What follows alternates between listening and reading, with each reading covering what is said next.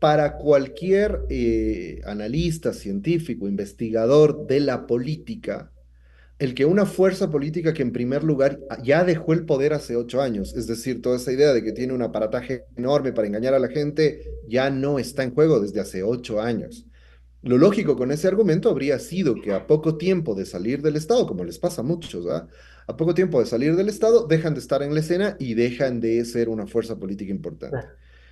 Lo que surge ahí es más bien la pregunta, efectivamente, ¿qué hace entonces que esta fuerza sea no solo una fuerza que mantiene apoyo, sino que además siga siendo la fuerza política más importante del país? Que sea además una fuerza política que en ese sentido es inédita en la historia. Es decir, solo tomemos la última etapa democrática. No existe fuerza política que haya estado disputando la presidencia a elección seguida desde 2007. O sea, no hay una fuerza política que haya generado semejante fenómeno. Ha perdido las dos últimas, pero en ¿cuántas son? Creo que son 6, 7 elecciones presidenciales de los últimos casi 20 años, digamos, un poco menos, 18, 17. Pero en todas las elecciones el correísmo ha estado disputando, o sea, ha sido una fuerza con posibilidad de ganar la presidencia. Eso es inédito. Otro factor inédito, es una fuerza de izquierdas, es decir, no es una fuerza de derecha, de centro, que siempre tienen mayores opciones. Es una fuerza de izquierdas que mantiene ese nivel de respaldo. Y en tercer lugar, ha sido la fuerza política, institucional y democrática, no de insurgencia armada, porque ese fue un caso muchísimo peor, en el que me refiero a Alfaro Vive en los 80, pero si descontamos el caso de Alfaro Vive como fuerza de insurgencia armada, en la última etapa democrática, el correísmo ha sido de largo, como lo estamos viendo en estos días, la fuerza política además más perseguida por los grandes poderes de este país. Proscrita, saboteada, en fin. Entonces, todos los factores te dicen, esto es un fenómeno absolutamente inédito y absolutamente extraño, o sea, absolutamente extraordinario en la política ecuatoriana. Muchísimas gracias por haber aceptado la invitación y para arrancar en materia con el tema de la contienda política. Las encuestadoras Maluk Research y Comunicaliza ya han posesionado a los favoritos. Estamos hablando de Luisa González con un 39% por parte de Maluk Research y en Comunicaliza por su parte está Daniel Noboa encabezando con más de un 32% la intención de voto. ¿Cómo analizar este momento en torno a la contienda electoral? David. Mira, varias consideraciones. La primera, me gustaría empezar con qué nos están diciendo las encuestas, que en cierto modo se conecta con lo que planteabas en la introducción de la entrevista. Me refiero al fraude de Tomás y toda esta gente. Porque yo honestamente lo he sostenido varios años, creo que en público no tanto, pero creo que para mejorar nuestra cultura política es indispensable mejorar nuestra cultura matemática y tener criterios básicos de matemática, estadística, porque si no nos espantan un poco con números y terminamos creyendo cualquier cosa. Y suele ocurrir con las encuestas. Nota que en cualquier conversación de bar, en cualquier conversación de asado fin de semana con los amigos o los familiares, cualquiera dice, no, las encuestas no sirven porque se equivocan, etcétera. Y no es que las encuestas se equivocan, es que a veces sí, digamos, si estás hablando de datos que ahora es impresentable, que en algún tiempo fue una firma muy prestigiosa y muy rigurosa y ahora no es más que un triste órgano de propaganda de la derecha, ahí sí, digamos, las mentiras son demasiado burdas. Pero una de las cosas que debemos aprender es leer encuestas, saber leer encuestas en general, pero particularmente en contextos electorales. Yo ahí lo primero que señalaría, Frank, es tenemos que tener claro que las encuestas miden tendencias. Las encuestas no miden ninguna estadística en realidad. Ninguna estadística puede ser exactamente precisa en relación a lo que dice la realidad. Eso Prácticamente sería algo las así encuestas como son un una mito popular. fotografía. Prácticamente las ¿Perdona? encuestas se convierten en una fotografía del día. Si es que un día está soleado, va a ser esa la encuesta. Si es que un día es nublado, va a ser esa la encuesta. Podría interpretarse de esa manera las encuestas como una fotografía del día a día. Es lo que se suele decir y es un criterio válido, es decir, es una medida que se toma en un contexto determinado y que en un tiempo más puede variar. Pero no solo eso, debemos sacarnos una idea de lo que sería algo así como un positivismo vulgar, de que las encuestas están midiendo exactamente la realidad. Las encuestas siempre en la ciencia en general. Es una cosa que me encantaría decirle al amigo Tomasi y a un doctorcito que suele hablar de cualquier cosa sin saber en redes sociales, que esto se ha discutido ya por casi más de un siglo. Es terrible que gente que dice que está en el mundo científico no sepa esto, Frank. Por más de alrededor de un siglo se ha llegado a establecer que la ciencia en general, pero más aún las ciencias sociales, siempre tienen un saber aproximativo. La realidad siempre es más compleja y escapa a las mediciones. De ahí la importancia de la teoría, por ejemplo. Pero bueno, no quiero meterme mucho en esas honduras. Lo que quiero decir es que ese es un punto de partida básico, que hay que saber leer en una encuesta. No tanto el dato exacto puede variar. Es decir, si Comunicalista me dice que Daniel Noboa tiene 32, posiblemente, si hiciésemos la elección en este momento y la gente votara, no tenga 32, tenga 35, o tenga 28, o tenga un poco menos. En definitiva, no sé, el dato que nos da es un dato tendencial. De igual manera, ocurre exactamente lo mismo con lo que nos dice Maluk. Puede ser que Luisa González no tenga 39, tenga 38, tenga 36 o tenga un poco más. En fin, esto varía significativamente y el primer tema que hay que saber leer en las encuestas es que nos están dando una medida de tendencia. ¿Qué interpretación haría yo entonces? Es decir, hay que partir del punto de, ¿se equivoca Maluk? No. ¿Se equivoca Comunicaliza? No. Podrían estar cargando las tintas porque son de las dos tendencias distintas que están en disputa en esta elección. Quizás sí, pero si cargan las tintas no pueden hacerlo de modo que el rigor de sus mediciones se dispare. ¿Qué nos dicen en ese sentido? Por ejemplo, ambas coinciden, y por eso es importante leer encuestas, o sea, para leer encuestas siempre leer varias encuestas. Y la clave es ver en qué coinciden. Eso es lo que nos va diciendo que hay tendencias. En lo que difieren, ahí podríamos tener dudas, pero en donde hay coincidencias, eso sí nos da más certeza de que hay tendencias claras en la sociedad ecuatoriana. Dicho todo este largo preámbulo, muy rapidito para no alargarme demasiado con esto, Frank. Pero a ver, ¿en qué coinciden Comunicaliza y Maluk? En primer lugar, en que hay una tendencia clara de que las dos fuerzas más representativas que están captando la mayor parte de la intención de voto son Luisa González y Daniel Noboa. ¿Cómo consolidamos también esta lectura? Leyendo lo que ha venido pasando en el histórico. Ten en cuenta que la elección fue hace poco más de un año, es decir, no tenemos más de un año de diferencia y los dos quedaron en segunda vuelta, es decir, y las encuestas los han venido midiendo como los primeros y quienes van adelante, entonces tenemos esa primera condición. Quitando el margen de error en ambas encuestas, puedes decir que esto es un poco atropellado y grosero, ¿no? No estoy siendo muy riguroso con esto, pero podríamos inferir que quizá de lo que podamos hablar es de que hay un empate entre las dos posiciones. Quizá con un poco más de favor para uno o para otra, pero al final de cuentas hay una coincidencia en que son quienes probablemente ganen la primera vuelta con una votación significativa y en segundo lugar, quizá los números que están midiendo están muy cerca entre ambos, es decir, podría haber una ventaja ligera para uno, ligera para otro, pero quizá la ventaja no es tan grande. Y finalmente, esto ya en el contexto más global, siempre hay que tener en cuenta que cuando se lee encuestas electorales, retomando un poco lo que decías, teniendo en cuenta este criterio de que es la foto de un día, de un momento determinado, en las últimas elecciones, siempre las elecciones, sobre todo las de segunda vuelta, siempre se han decidido en la última semana. Es decir, los datos siempre se alteran significativamente en la última semana electoral, entonces hay que tener en cuenta eso también.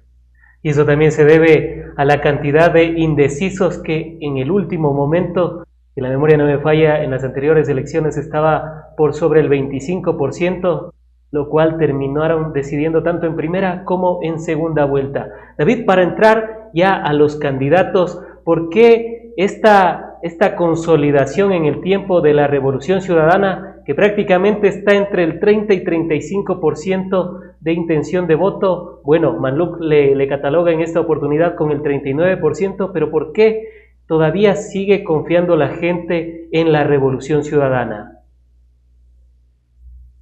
Bueno, voy a empezar diciéndola una lectura que es con la que no concuerdo, pero que es la que suele tener la derecha, ¿no? La gente está engañada porque Correa es un gran encantador y los engaña, ¿no? Y les ha mentido.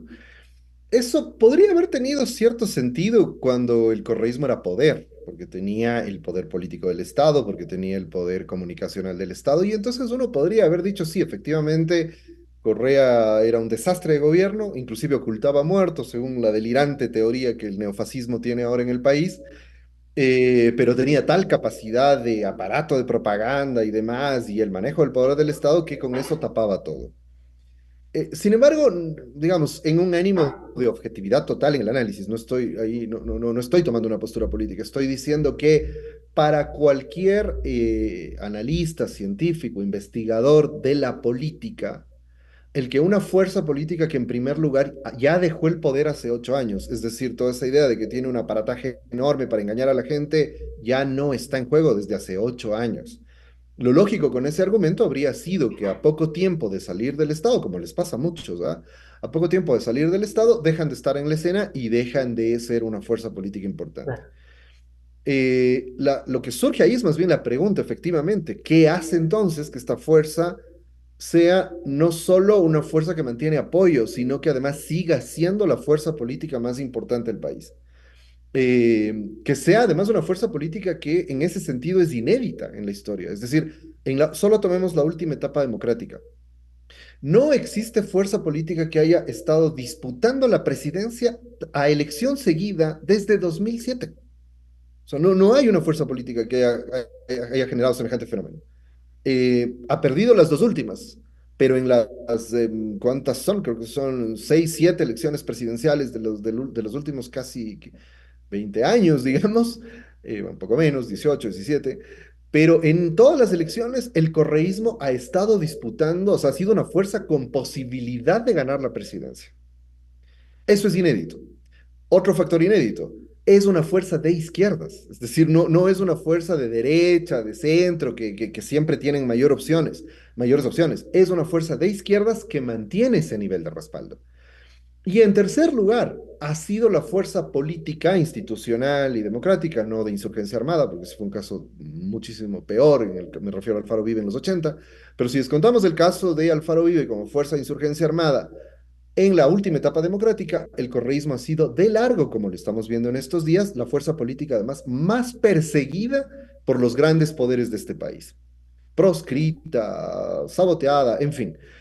Entonces, todos los factores te dicen, esto es un fenómeno absolutamente inédito y absolutamente extraño, o sea, absolutamente extraordinario en la política ecuatoriana.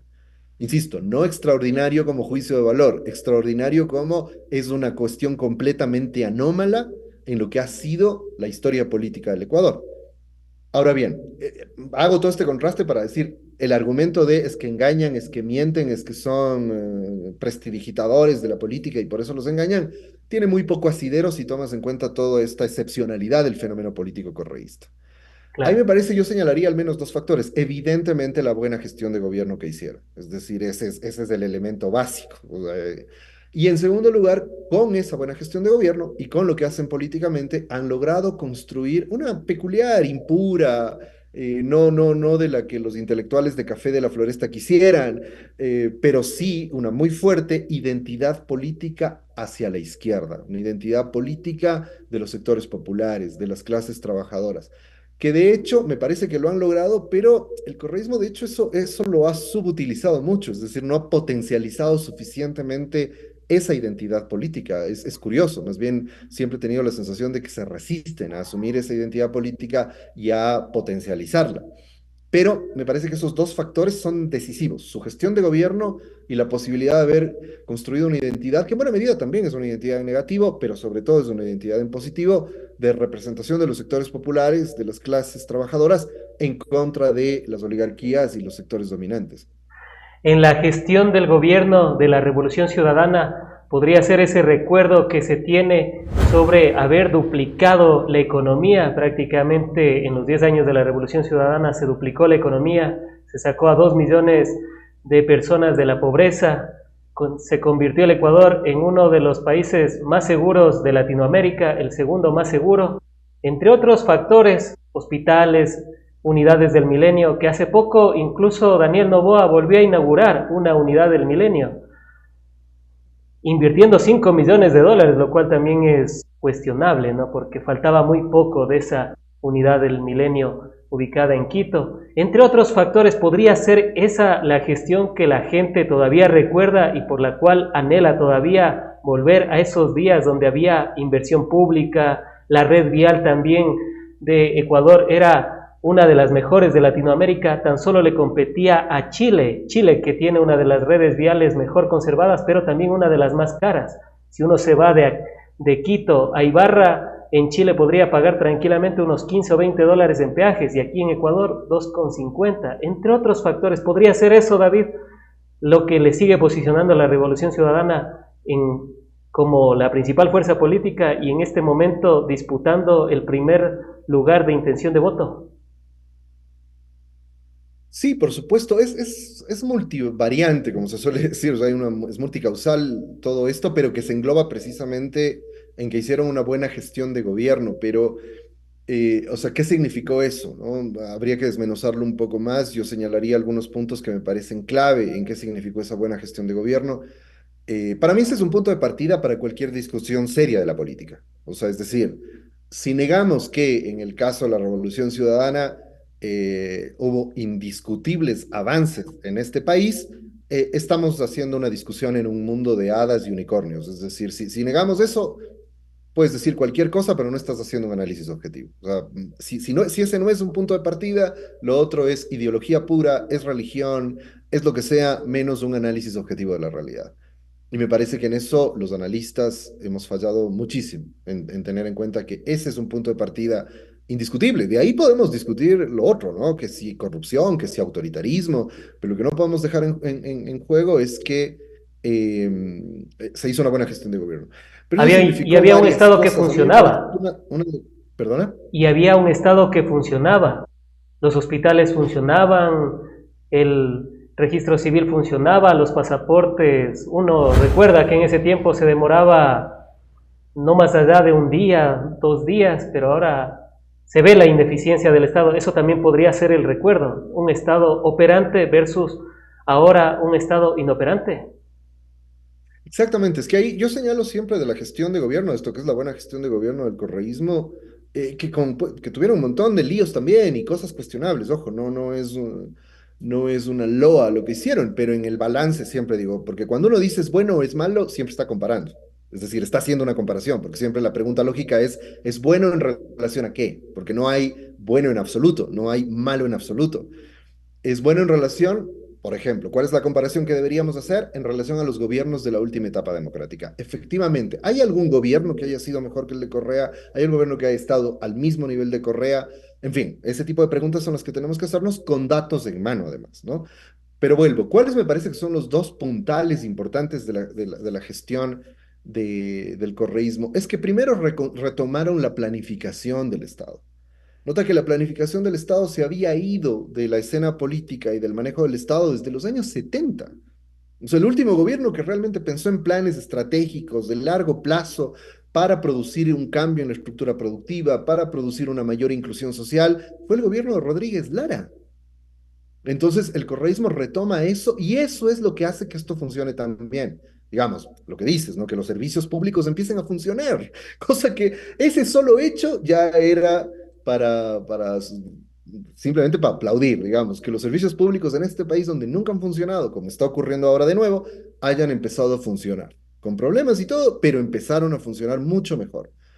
Pero hay un detalle al que no se le suele prestar mucha atención, Frank. Eso no es pura gestión tecnocrática. De hecho, desde las izquierdas de la floresta, siempre se suele criticar al gobierno de Correa diciendo, es que es un gobierno de tecnócratas, esos tecnócratas que no tienen, que Claro. no son revolucionarios, que no tienen militancia política y no sé qué. Lo interesante de ese proceso es que ese tipo de gestión adecuada del Estado, esa visión del Estado, tiene un cariz político. Es una gestión y es una institucionalización democrática del Estado.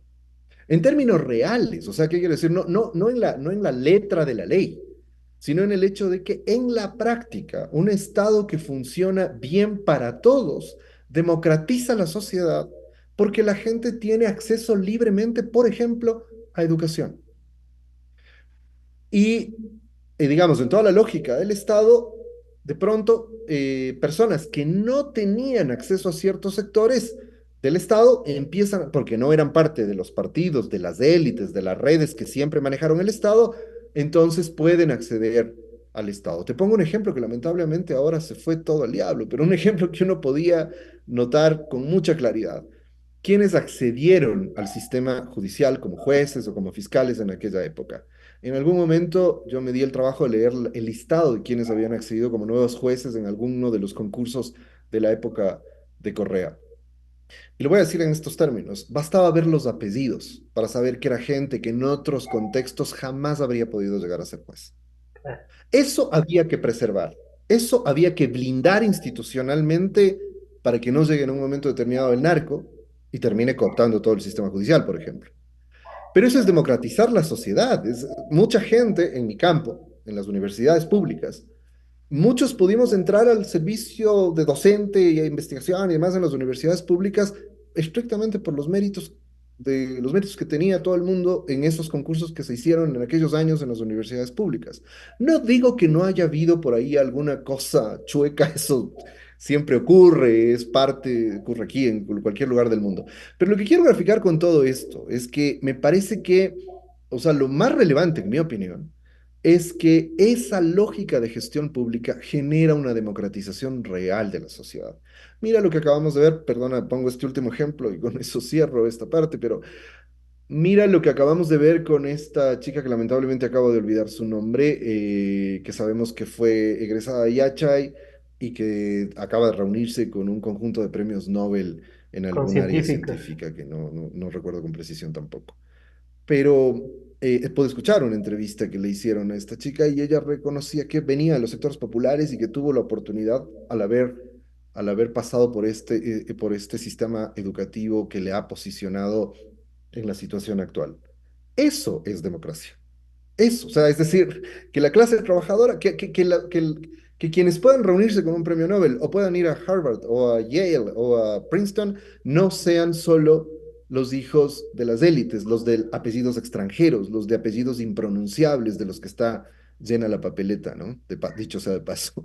Claro, Daniela Arrellano, precisamente es la ingeniera en nanotecnología que se graduó en la Universidad de Yachay y es la primera ecuatoriana seleccionada para participar en la prestigiosa 73 reunión de laureados con el premio Nobel. Y bueno, cuando uno ve también a los graduados de Yachay, observa que más del 57% o tienen una beca en el extranjero o tienen algún emprendimiento en algún puzzle, en alguna de estas convenciones internacionales. Y cuando uno se pregunta también cuáles son los resultados de Yacha, y pues bueno, sus estudiantes, sus graduados ya lo están demostrando en el mundo entero de la ciudad del conocimiento ubicada en Imbabura.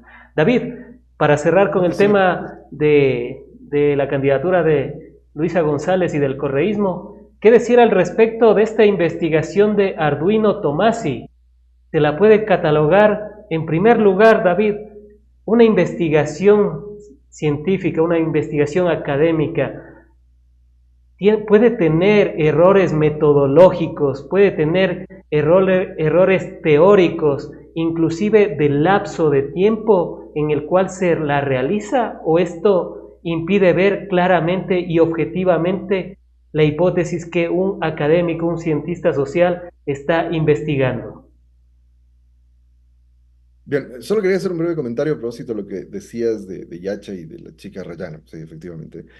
Es que eso en general fue una tendencia de las universidades públicas. Yo veo con mucha alegría, muchísima alegría, como estudiantes de la Universidad Central, de la facultad en la que yo trabajo, etcétera, cuando salen pueden acceder además con facilidad, con méritos, con mucho mérito, etcétera, a maestrías dentro y fuera del país, inclusive a doctorados, publicar en revistas muy prestigiosas.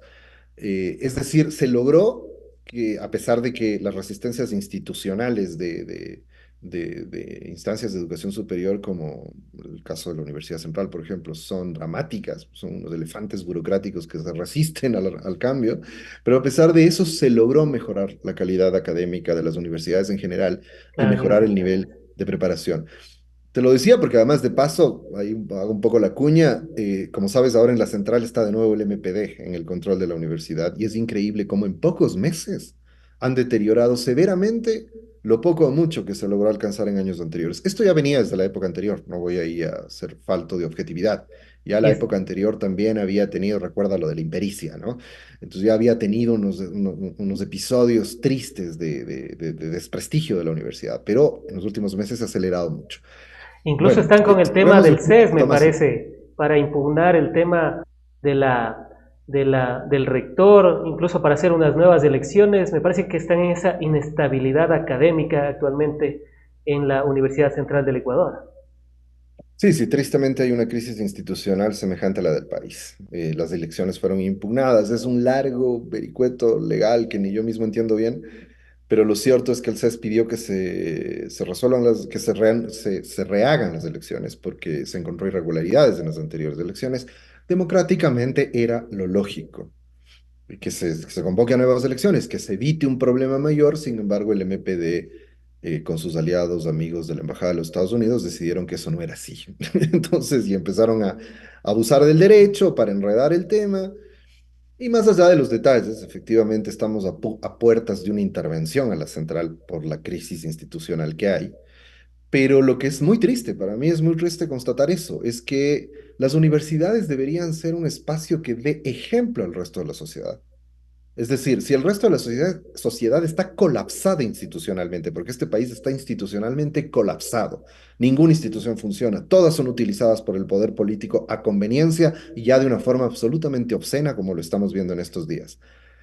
No es posible que las universidades no puedan resolver sus propios conflictos de una manera distinta y le den una lección a la sociedad y puedan tener voz y autoridad moral.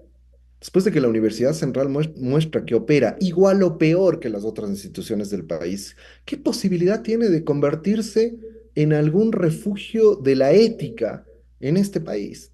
Ninguna.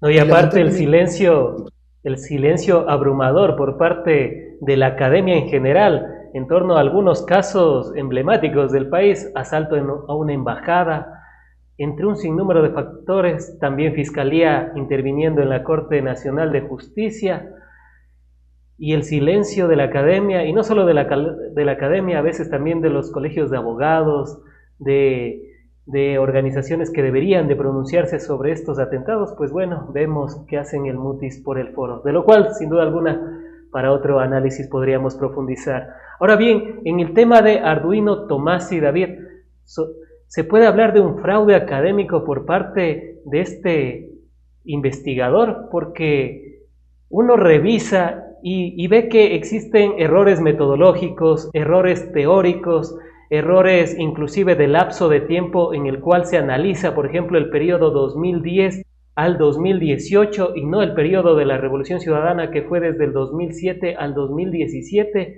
y saca estas conclusiones de que existen 7.000 cuerpos que no fueron catalogados dentro de los homicidios y prácticamente como que se hubiesen escondido, publicaron algunos medios de comunicación y siguen replicando día tras día esta noticia. David, ¿cómo se puede catalogar esta investigación fraude académico o cómo se le puede catalogar?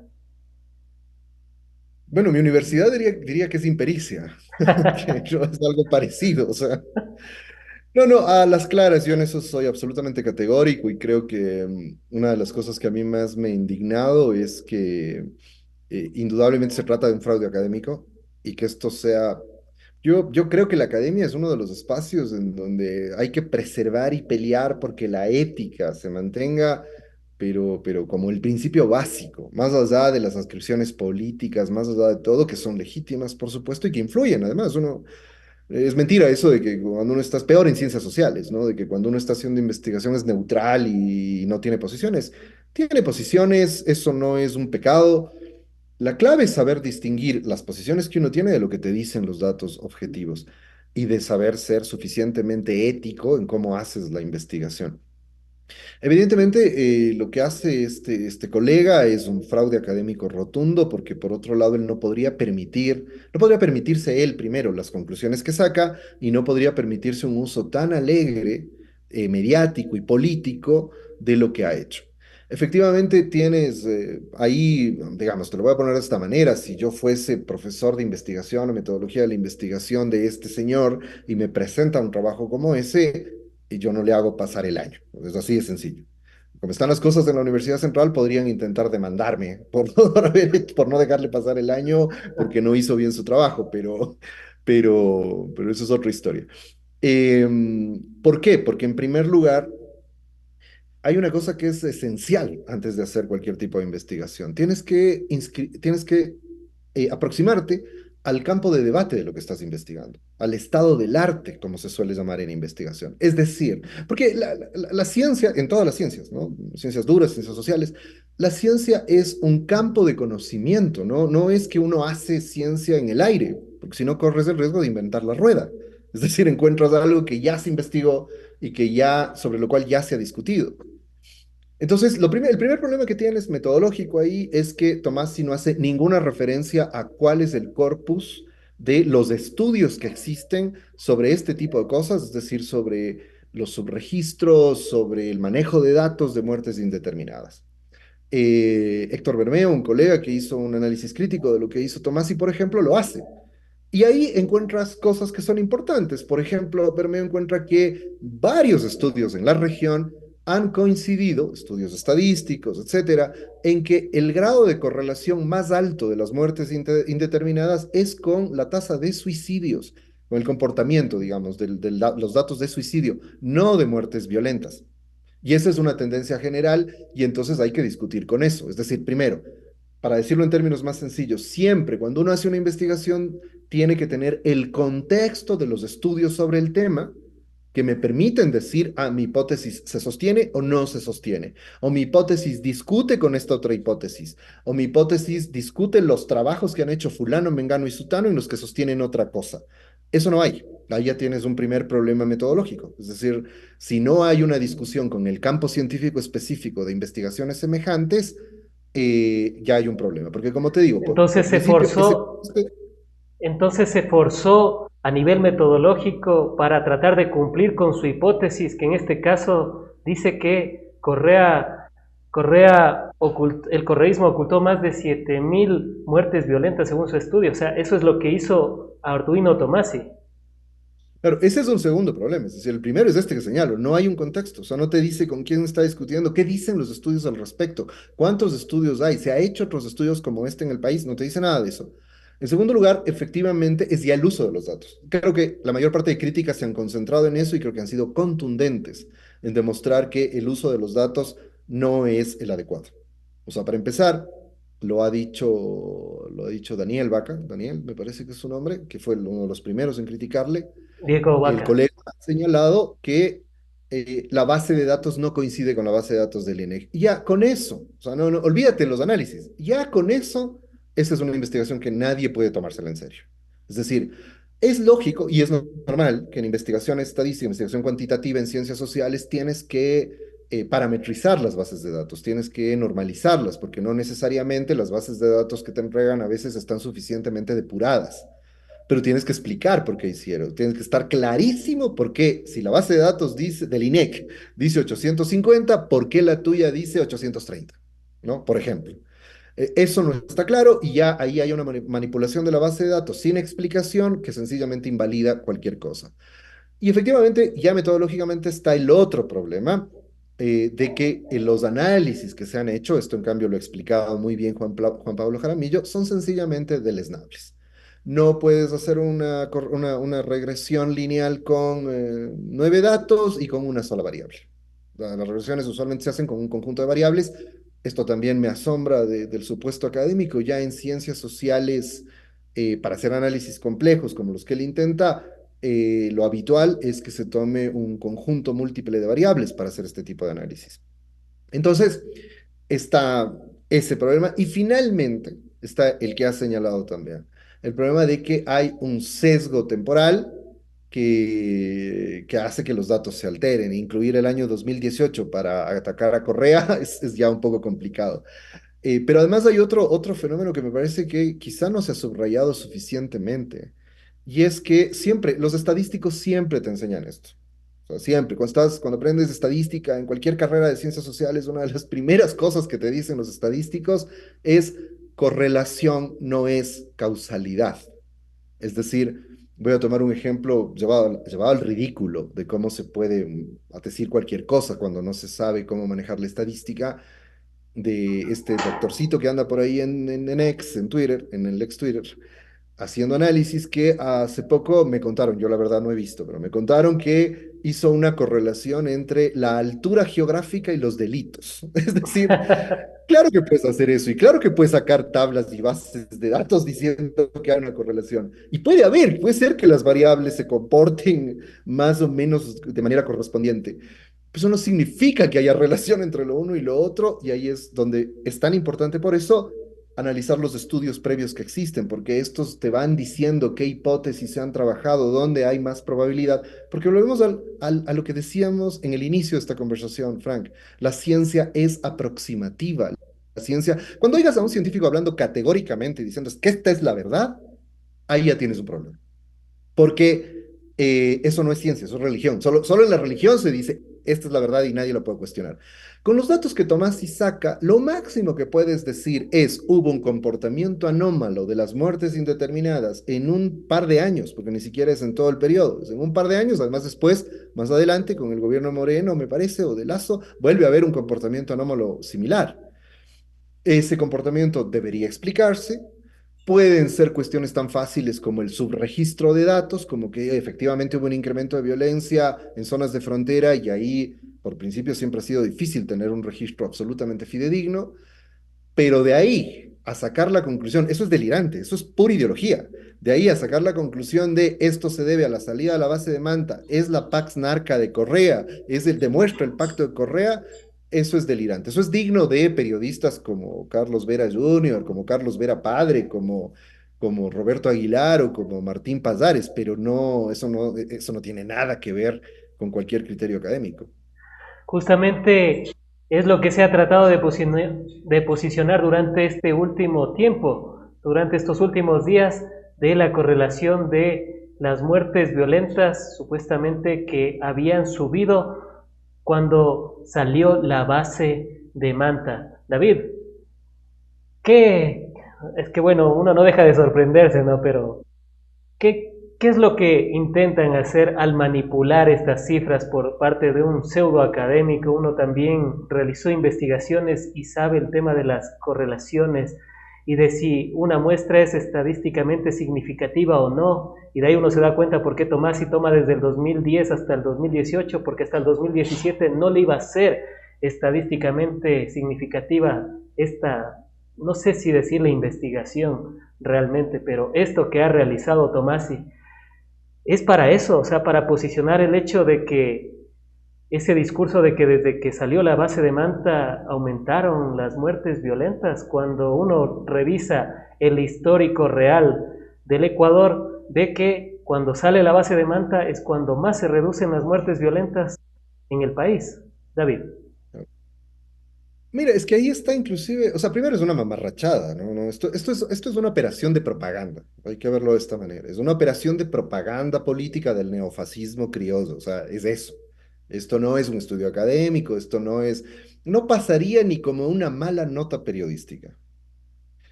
Frank, yo creo que cada vez tiendo a creer más que este caso, el caso Tomasi, debería ser utilizado en las facultades de comunicación social para enseñarles a los estudiantes cómo es el mal periodismo y qué es lo que no hay que hacer en periodismo. Concuerdo. Es decir, tomar esto y posicionarlo de esa manera, además cuando tiene innumerables críticas. Vos lo sabes mejor que yo, eres periodista y sabes que lo mínimo sería contrastar las versiones que además han sido muy sustentadas de Totalmente. quienes han criticado el estudio de Tomás y con el estudio de Tomás y presentar las dos versiones, por lo menos.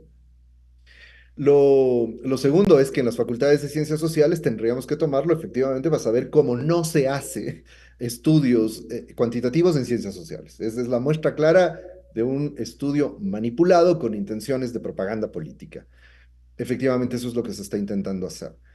Ahora, ya en el plano político, ¿qué es lo que me dice esto que acaban de hacer, como otras cosas que están haciendo ahora? Yo ahí señalaría dos cosas. La primera es que siento que hay un ánimo de preocupación.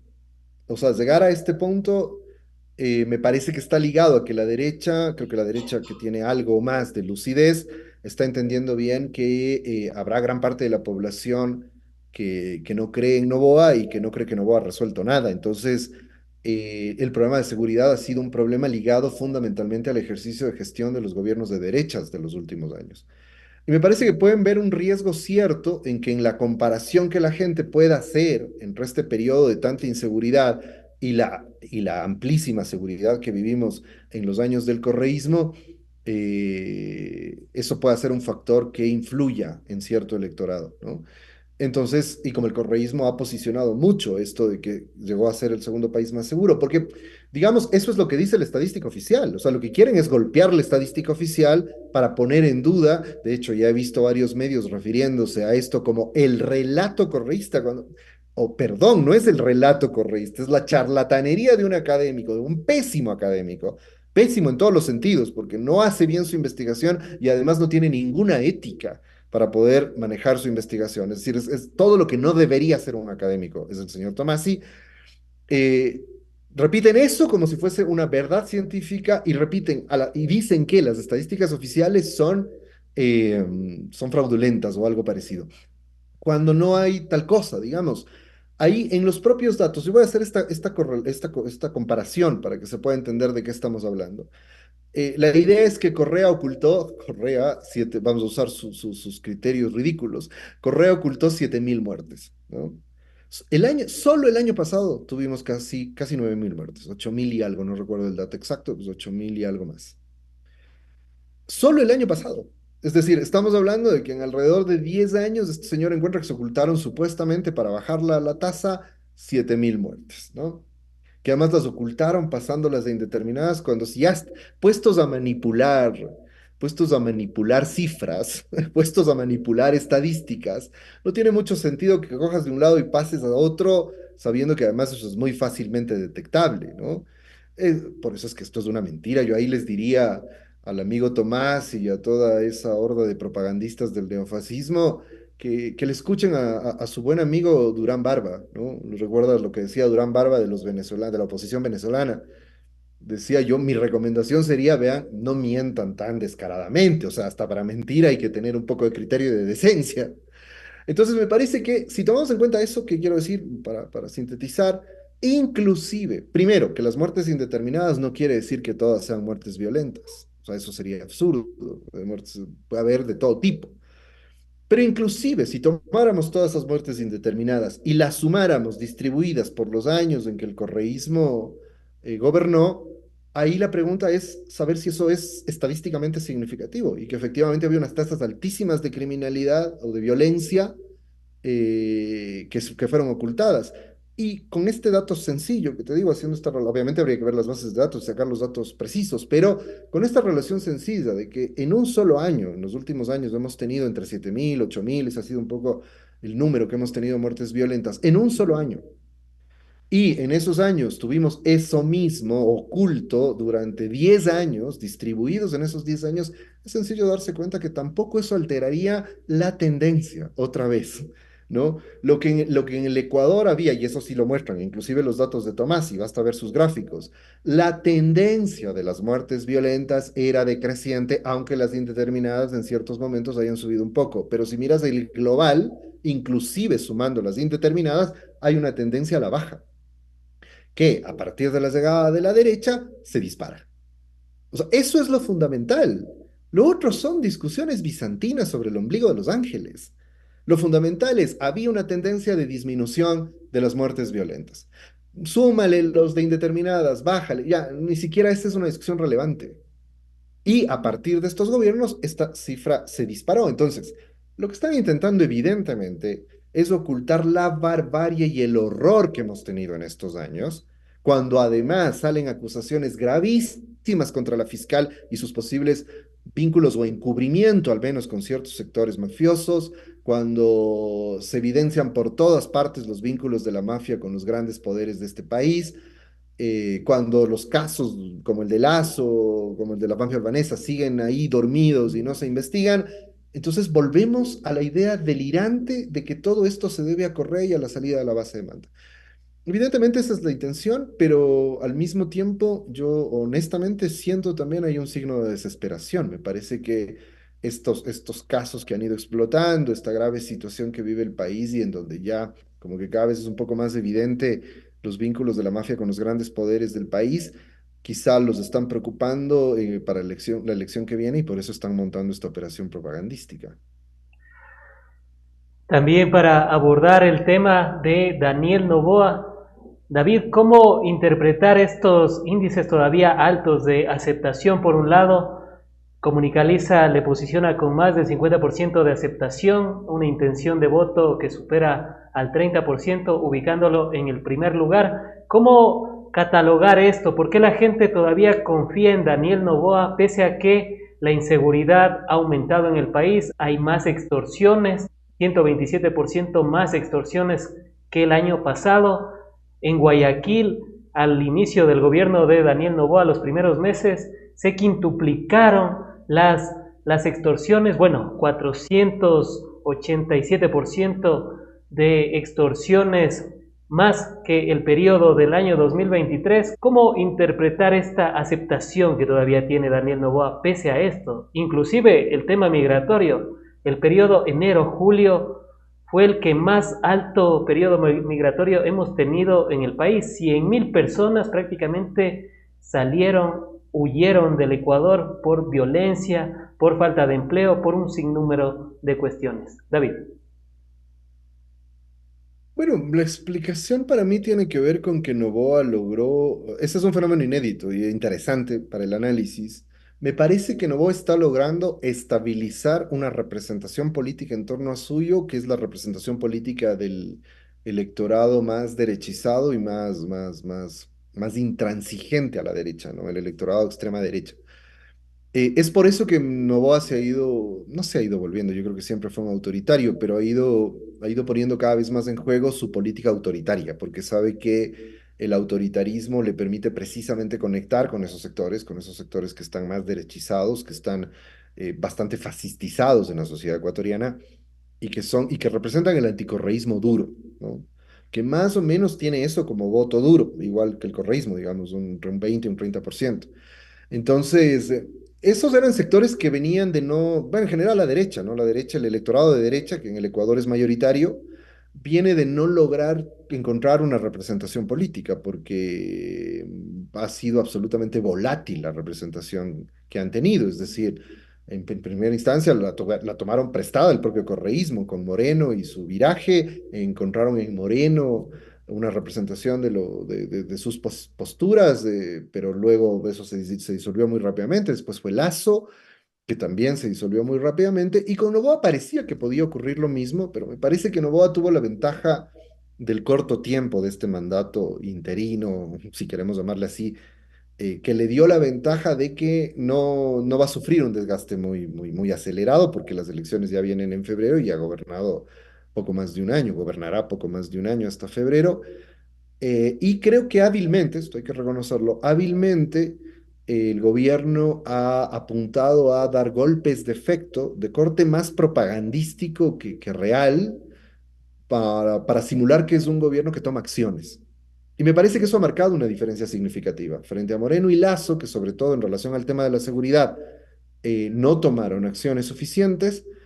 Novoa parece, para mí es pura performance, ¿no? Es pura puesta en escena, no responde ni a un plan, el famoso plan Fénix es un cuento, pero esa teatralidad del poder que ha tenido Novoa le ha funcionado porque ha construido esta imagen de que es alguien que hace cosas, ¿no? Es decir, militarizar las cárceles, por ejemplo, asaltar la embajada de México, entrar con tanquetas a Durán o a Manta.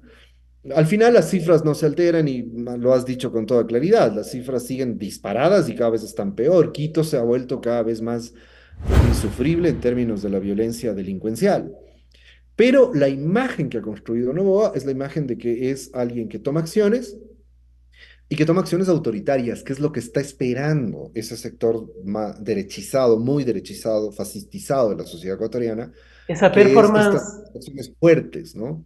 esa performance podría ser como llegar con tanques militares a Durán, estar un día prácticamente y luego irse sin más. Y bueno, ahora vemos que todavía Durán sigue siendo una de las ciudades más violentas, no solo de Latinoamérica, sino del mundo.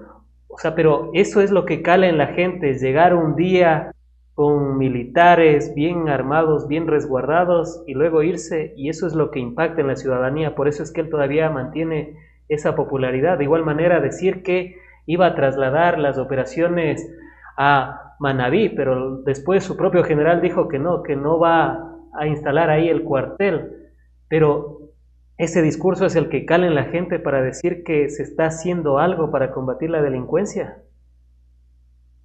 O sea, yo creo que sí en cierta porción de la población, ¿no? Me parece que la mayoría está decepcionada, ¿no? O sea, tengo que decir que yo confío menos en las cifras de Comunicaliza, más allá de que, como he dicho, se muestra la tendencia, pero evidentemente hay que tener en cuenta que Comunicaliza, según se dice, está trabajando con Novoa, entonces es muy posible que sí le suba un poquito los números, ¿no?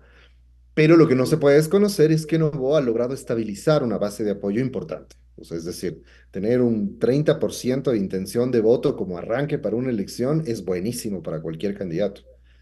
Claro, creo que Novoa tiene un problema que quizá para él vaya a ser más agudo que para el propio correísmo, que también suele tener el mismo problema, y es en qué medida puede crecer esa votación. Es decir, me temo que Novoa también tiene un techo bajo para crecer porque ha sufrido un deterioro muy rápido. Hay que ver que, si bien no es igual a Moreno y Lazo porque ha logrado estabilizar una base de apoyo importante, producto de todas estas puestas en escena que viene haciendo y estos golpes de efecto que viene dando, pero por el otro lado, me parece que sí ha decepcionado muy rápidamente a gran parte de la población que votó por él, porque al final de cuentas las continuidades que existen con Moreno y con Lazo son mucho mayores que las discontinuidades. Entonces, creo que hay buena parte del electorado que mira eso, pero eso no quiere decir que el electorado se va a volcar a la izquierda. Para mí, estructuralmente, el electorado ecuatoriano es mayoritariamente un electorado de derecha. Nos lo han demostrado en las últimas elecciones.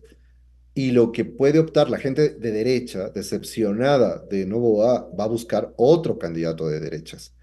Por eso es que el gobierno le tiene, al parecer, le tiene tanto miedo a Topic, porque podría ser precisamente su competencia en el campo de las derechas. Y en ese sentido de Topic y de los demás candidatos, David, ¿podría haber un outsider o podríamos volver a elegir a cualquiera con tal de que no gane el correísmo? Perdona. Yo creo que sí. O sea, es decir, esa es la opción más probable en el Ecuador. O sea, vemos hasta ahora, yo al principio tenía mis dudas, yo veo que ahora ya porque la medición se ha estabilizado en las últimas encuestas y Noboa tiene un 30% de apoyo que es ya más o menos estable y eso es una novedad. Sin embargo, las cosas en el campo de la derecha pueden cambiar mucho porque, como te he dicho, son muy volátiles porque ahí no hay estructuras políticas, no hay liderazgos sólidos, no hay proyectos políticos sólidos. Es muy diferente al campo de las izquierdas. En el campo de las izquierdas tienes al correísmo, que es una estructura sólida, que está presente de otra manera, que es un partido, el único partido, digamos, un partido con una votación masiva que más o menos funciona. Entonces, eso no pasa en las derechas. Y en las derechas, por tanto, cada elección, como no hay partidos, como no hay liderazgos estables, como no hay estructuras políticas sólidas, como no hay cuadros forjados en la carrera política representativos, entonces las elecciones se vuelven siempre una lotería que le puede caer a cualquiera. Y como en los últimos años le hemos dado la lección a los políticos de que la vara está muy, muy, muy bajita, muy baja, casi a ras del piso. Entonces, cualquier millonario que tiene por ahí unos millones que le sobran y que puede invertirlos para una campaña electoral, cree que puede ser presidente. Pero no es que esté equivocado cuando piensa eso. Las lecciones de las últimas contiendas electorales han demostrado que efectivamente es así. Que yo, si tengo unos millones, así no me conozcan ni en el barrio, puedo invertir eso en la campaña electoral y tal vez me toque la lotería de ser presidente. Y ese es un escenario, yo diría, no es exactamente igual al anterior, por esta presencia de un Novoa fuerte, pero sigue siendo un escenario plausible. O sea, si Noboa sufriera por alguna razón un deterioro muy acelerado, y si en la campaña no le va bien, efectivamente cualquier otro de los candidatos de derecha, de esos empresarios desconocidos que están pululando por ahí y que ahora no pasan del 2% de los votos, podrían llegar a ser presidentes. No olvidemos que ese fue el caso de Noboa. Noboa medía alrededor de 3% en un momento determinado, no, en un momento determinado, poco antes de que concluya la primera vuelta, y luego de la catástrofe que significó el asesinato de Villavicencio, Noboa se disparó y ahora es presidente y podría ser reelecto. Entonces, en la derecha pasa eso, pero obviamente es muy interesante en la política ecuatoriana esto de que el campo de la derecha se está comportando de una manera muy diferente al campo de la izquierda. Y en el campo de la izquierda vemos algunos personajes, entre ellos está Leonidas Issa, presidente de la CONAIE y que ahora está pugnando la presidencia por Pachacutic. Y también vemos a otros personajes, Pedro Granja, vemos a Carlos Rabascal, entre otros. Por ahí, David, podría ser también la sorpresa como pasó en el 2021 con un Yacu Pérez que llegó a casi estar en segundo lugar y disputar la segunda vuelta. ¿Podría también darse ese escenario en el lado de la izquierda? No, lo veo poco probable, porque algo que no se ha discutido mucho es que por Yacu Pérez votaron en buena medida sectores de derechas, tanto el movimiento indígena como sectores de derecha urbanos de las clases medias quiteñas, pero que no son la derecha fascistoide, sino son una derecha más liberal, digamos, ¿no? Una derecha más progresista, para decirlo de alguna manera, pero que es derecha en términos estructurales, ¿no? Porque Yacu Pérez resultaba amable para esos sectores. No es el caso de Leonidas Diz. O sea, digamos, piensa que para esos sectores Leonidas Diz es un correísta. Entonces, no, esos sectores lo van a rechazar completamente. Y Granja y Rabascal van a obtener el poder poner en su currículum que fueron candidatos a presidente. Es decir, no veo posibilidades en esa izquierda. Mira, está bien, porque además, mi tesis general es que el electorado ecuatoriano en los últimos años tiene un comportamiento estructural muy estable. Hay momentos excepcionales, pero en general es muy estable. Si sumas tanto en Comunicaliza como en la encuesta de Maluc, ¿cuánto están midiendo esas izquierdas? Escala, Granja, ISA, sobre todo ese sector de la izquierda. Vas a ver que están sumando más o menos lo que ha sido la votación histórica de la derecha desde la época de Correa. Y desde antes, desde la época del Fadi, me animaría a decir. Pero es más o menos 3-5%. Eso están sumando. Ha sido su votación histórica. Entonces no Y creo que podríamos eso prever es una muy diferente. sorpresa por parte de ellos. No, más bien podría ser la sorpresa por parte de la derecha. No, a mí me parece que ahí es donde pueden cambiar las cosas. En la izquierda lo veo poco probable, el correísmo captará la mayor parte de la votación, aunque veo que también el correísmo está resintiendo, me parece que sobre todo la nominación de Diego Borja, que no se vio muy bien al interior de la militancia y de ciertos sectores de simpatizantes. Veo que hay gente que eran simpatizantes, o gente que más o menos veía con buenos ojos al correísmo, pero que está buscando otras opciones. Quizá eso suba un poco el voto de otras alternativas, pero me parece que es difícil que haya una gran alteración de eso, ¿no? O sea, es decir, que el correísmo pierda votos y eso favorezca a otro sector de izquierda. Eso me parece muy difícil, aunque uno nunca sabe. Cualquier golpe raro aquí en el Ecuador puede significar un cambio súbito de las tendencias políticas, pero me parece que donde la cosa es más volátil es en la derecha. Como te decía, menos que en la anterior elección. En la anterior elección me parece que era mucho más volátil, ¿no? Muchísimo más volátil. Por eso, inclusive, Yacu Pérez era una alternativa de la derecha. Recuerda que cuando había esa disputa voto a voto con Lazo, y parecía que Yacu Pérez iba a pasar a la segunda vuelta, inmediatamente algunos apresurados sectores de la derecha salieron a decir que había que apoyar a Yacu Pérez. Claro. Eso muestra el nivel de volatilidad que había en la derecha en ese momento. Ahora me parece que con la opción de Noboa, e inclusive con la de Topic, que si bien no va con el socialcristianismo, se cambió de partido, eso es algo habitual, son opciones más estables. Ya estuvieron en la anterior elección, tienen algún respaldo y, y creo yo que eso está bien. Es decir, yo todo el tiempo reclamo que el problema de la derecha es que la derecha no tiene una representación política estable, no tiene un partido estructurado que lo represente. El Partido Social Cristiano es muy marginal y está muy desgastado. Y sería interesante que surja una nueva derecha más consistente, pero no una derecha que sea, o sea, no un partido de derecha que en realidad sea una división más de la corporación Novoa o una división más del grupo empresarial Topic. No, un partido en serio. Pero creo que eso es una utopía. Creo que la derecha no está pensando en eso. No lo necesita, además. Con empresarios gastándose sus millones en campaña, ganan elecciones y es lo único que les interesa. Antes de finalizar, y no sin antes agradecerte por haber estado en el espacio, y a propósito de lo que pasó con el Tribunal Contencioso Electoral, que destituyó a 4 consejeros del Consejo de Participación Ciudadana y Control Social, a quienes se les denomina también como de la Liga Azul, y a modo de conclusión, ¿cuál sería la otra verdad de esta destitución que realizó el juez Muñoz, Fernando Muñoz, quien dicho sea de paso, antes fue destituido como presidente del Tribunal Contencioso Electoral y a quien se le acusó de incumplimiento de funciones, de haber ocultado información, de no haber delegado a su vicepresidenta cuando él dejó un momento el cargo por vacaciones, entre otras cosas? ¿Cuál sería la otra verdad de esta destitución de este juez Fernando Muñoz tan polémico a los 4 consejeros del Consejo de Participación Ciudadana y Control Social? Mira, yo lo pondría en una perspectiva muy amplia, ¿no? La otra verdad es que el país lo que necesita es destrujizar el país. O sea, es decir, tenemos que destrujizarnos. Porque este es el legado de Trujillo. O sea, este caos, esta vergüenza institucional que vive el país, esta severa crisis de democracia que vive el país, es el legado que nos dejó Julio César Trujillo.